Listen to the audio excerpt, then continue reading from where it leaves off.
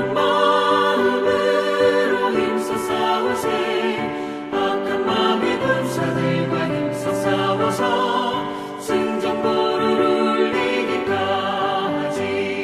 죄악 중에 빠진 사람 죄를 뉘우쳐 십자가에 달린 예수 믿기만 하면 위태한 데 빠진 영혼 구원 얻어서 천국 백성 될 것이니세. 한 마음으로 힘써 나가세. 한 마음으로 힘써 싸우세. 악한 마귀 군사들과 힘써 싸워서 승전보를 울리기까지.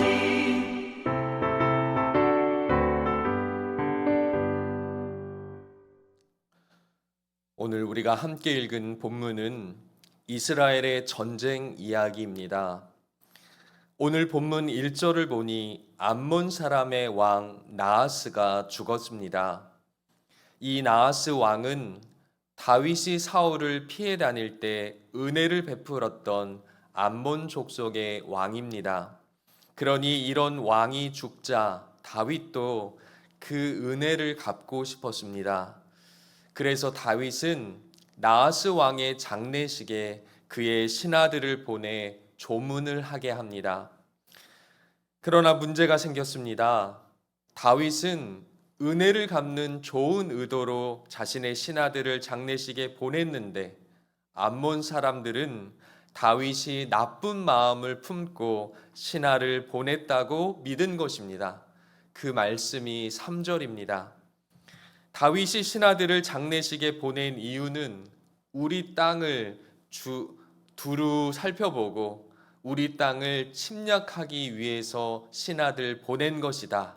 그렇게 그들이 믿은 것이죠. 그래서 암몬 사람들이 다윗의 신하들을 붙잡습니다. 그리고 그들의 수염을 강제로 깎아버립니다.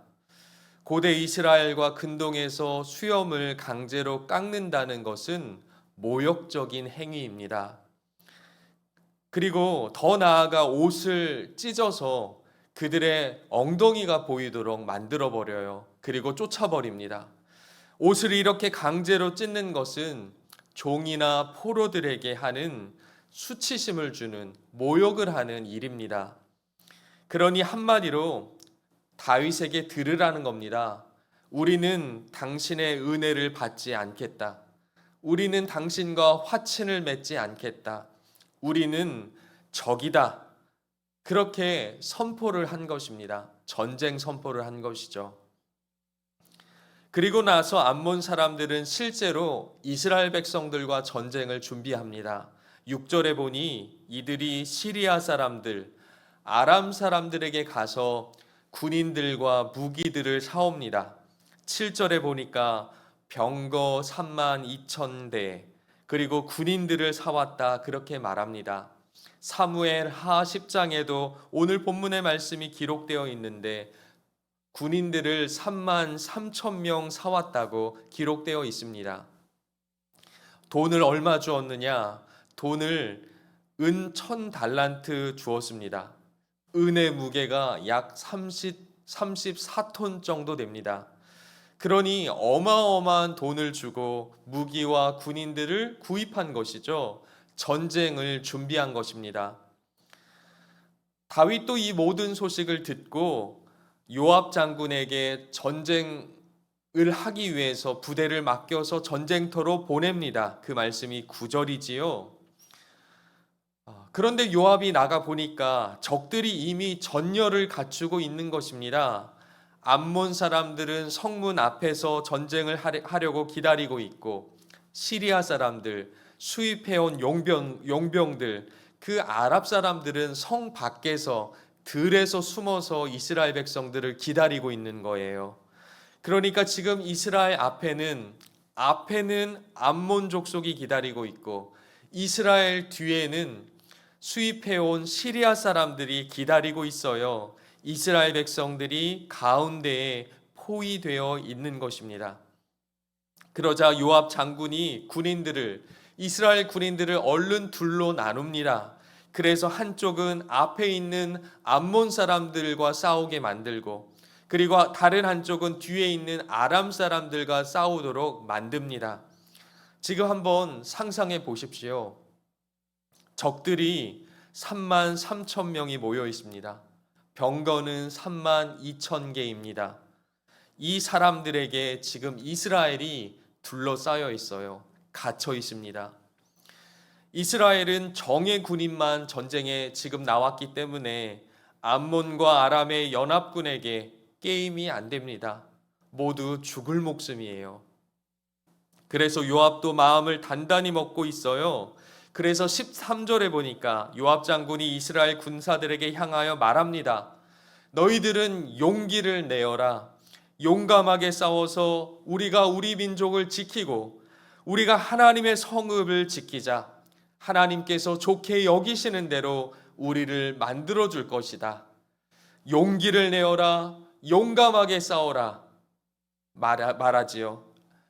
싸워볼만 하면 이런 말 하겠습니까?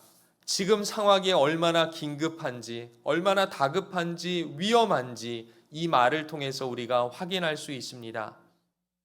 이 말을 하고 이스라엘이 암몬과 아람의 연합군과 싸움을 합니다. 그게 14절의 말씀이에요. 요압이 그의 부대를 거느리고 싸우려고 시리아 아람 군대 앞으로 나아가니 아람 군대 시리아 군인들이 도망갔다 그럽니다. 이스라엘 백성들이 나가니까 시리아 군인들이 도망갔다는 거예요. 15절에서도 암몬 군인들이 시리아 군인들이 도망가는 것을 보고 도망갔다는 겁니다.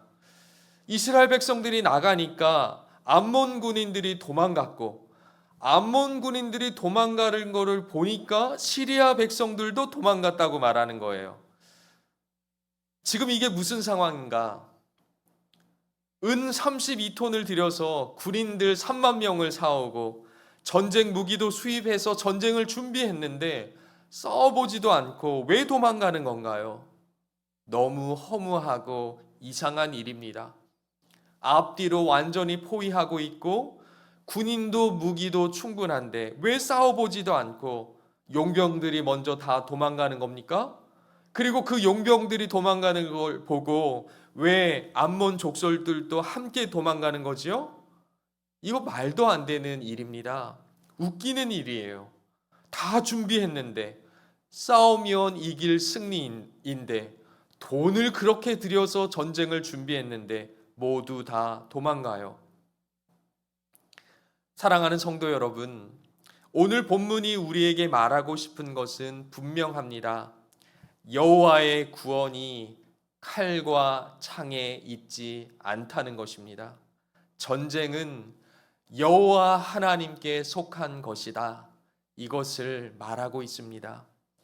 우리가 판단해 볼 때는 불가능하고 말도 안 되는 조건과 환경일지라도 하나님의 구원은 하나님의 일하심은 언제나 성취됩니다. 왜냐하면 하나님은 온 세상의 왕이시고 모든 역사와 사건들이 하나님의 손 안에 있기 때문입니다.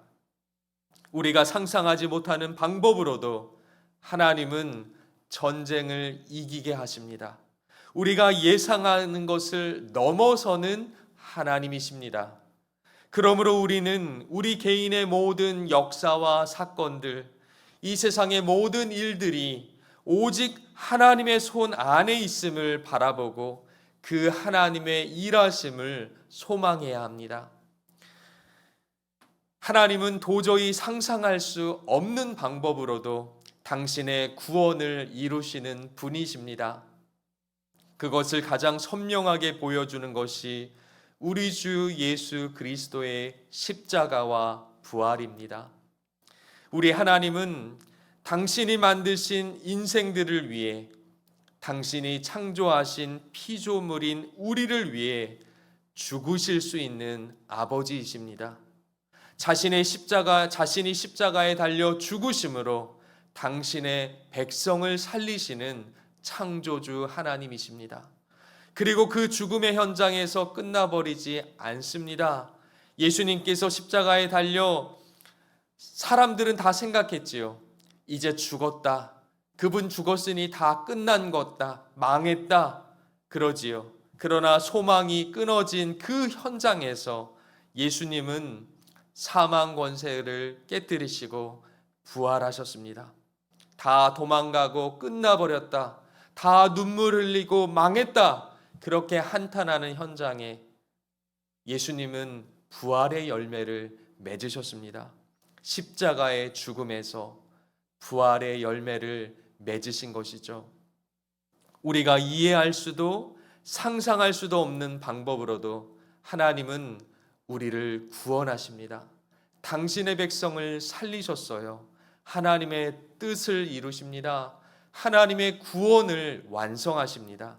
사랑하는 성도 여러분, 그러므로 우리는 우리 주 예수 그리스도의 십자가와 부활을 보며 오늘 우리의 삶에 어떠한 형편과 어려움이 있을지라도, 절망이 있을지라도 하나님의 일하심을 기대할 수 있습니다. 하나님의 손 안에 전쟁이 있습니다. 예수 그리스도의 죽음과 부활, 그것이 우리에게 그것을 가장 선명하게 보여줍니다. 우리 하나님은 십자가의 죽음으로도 부활을 만드시는 하나님이십니다. 자기 백성을 위해 자신을 내어주시기까지 우리를 사랑하시고 우리의 구원을 완성하시는 하나님이십니다. 그 하나님의 사랑과 우리 주 예수 그리스도의 은혜로 오늘도 참된 소망을 품으시기를 간절히 빕니다. 그리고 그 하나님의 손에 우리의 모든 삶과 인생을 맡기고 오늘도 자신 있게, 그리고 감사하게, 그리고 복되게 살아가는 우리가 되기를 주님의 이름으로 간절히 빕니다. 기도하겠습니다. 사랑과 은혜가 풍성하신 하나님 아버지, 감사합니다. 오늘 이스라엘의 전쟁을 보면서 하나님은 우리가 이해할 수 없는 방법으로도, 우리가 상상할 수 없는 조건에서도 승리를 주시는, 전쟁을 이기시게 하시는 하나님이심을 확인합니다. 우리 주 예수 그리스도의 죽으심 그 현장에서도 부활의 열매를 맺으시는 분이 하나님이십니다. 그러니 하나님, 우리의 삶에 어떠한 고난과 환경과 어려움이 있을지라도 우리 주 예수께서 우리에게 보여주신 사랑에 근거하여, 그 십자가와 부활에 근거하여 소망을 품게 하옵소서. 주님을 의지하며 주 안에, 주의 손 안에 우리의 인생과 이 역사가 있음을 기억하며 주님을 신뢰하고 주 안에 소망을 품는 우리가 되도록 은혜를 베풀어 주옵소서. 예수 그리스도의 이름으로 기도합니다. 아멘. 주기도문 하겠습니다. 하늘에 계신 우리 아버지여, 이름이 거룩히 여김을 받으시오며 나라가 임하시오며 뜻이 하늘에서 이루어진 것 같이 땅에서도 이루어지이다. 오늘 우리에게 일용할 양식을 주시옵고 우리가 우리에게 죄 지은 자를 사하여 준 것 같이 우리 죄를 사하여 주시옵고 우리를 시험에 들게 하지 마시옵고 다만 악에서 구하시옵소서. 나라와 권세와 영광이 아버지께 영원히 있사옵나이다. 아멘.